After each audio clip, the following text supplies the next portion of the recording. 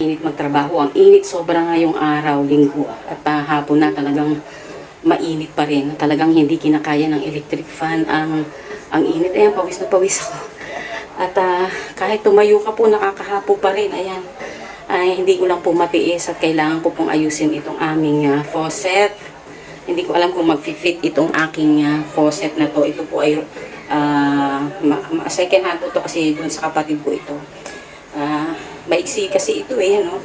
So hindi ko alam kung mag-fit siya kasi hindi ko po masaraduhan at loose thread na po siya at ang hirap, hindi na po siya namamatay gumagamit po kami ng pump at hindi po namin naisasahod na yung tubig kasi umaagos lang ng umaagos hanggang sa maubos po yung laman ng aming tangke. So magastos sa kuryente.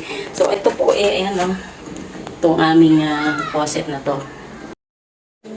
Hindi ko alam kung matatanggal ko to kasi masyadong mahigpit ang pagkalagay. Ako naglagay nito Kaya lang, hindi talaga magandang klase ng faucet itong ganito.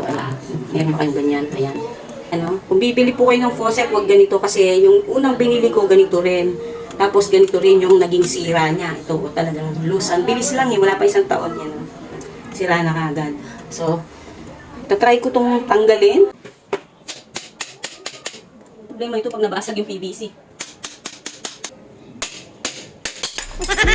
Ayun, lost thread na nga siya yung sa loob. Ayan. Paano ko kaya ito matatanggal? Ayan. Ito po, nakakuha na ako. Pwede ko siguro dito. Ayan. Yes, malapit na matanggal. Yan. Natanggal ko na po. Ayan, naputol siya. Ayan. Ay, pawis ako ito. Natanggal. Ayan, Subukan natin itong i-fit dito. Ayan. So, ayan. Okay na po ito. Ayan po. Ayan. Mas okay yata ito. Ayan. Lagyan na natin ng Nailtex. Ayan. Eto, may Nailtex ako dito. Lagyan na natin ng Nailtex. Kamayin na natin, Ayan. Lagyan natin ng Nailtex. Lagyan din natin to. Ganyan po yung nagkukumpuni. Tubero naman si nanay ngayon. Nagkakapintero, nag-i-steel woman, nagmamason. Ngayon, ay tubero naman. So, ayan. Hintayin lang natin itong matuyo. Bit.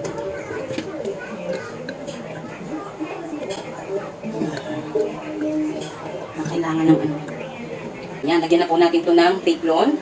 Teflon po ang tawag dito sa kulay puti na ito na pang tubig talaga ito. Ayan. Ay nako, talaga hindi ko po mailagay yung isa. So ang pinagtapusan yung luma kong dati ang ikinabit. Ayan. Talaga pong dumi ng kamay ko. So ipinakabit ko na lang dun sa aking bayaw. Talagang pagod na ako. So ayan, temporary lang po naman ito at pagkaali bibili. Ayan. Maraming salamat po sa panonood. Talagang ang hirap po pagka mga faucet natin ay sira.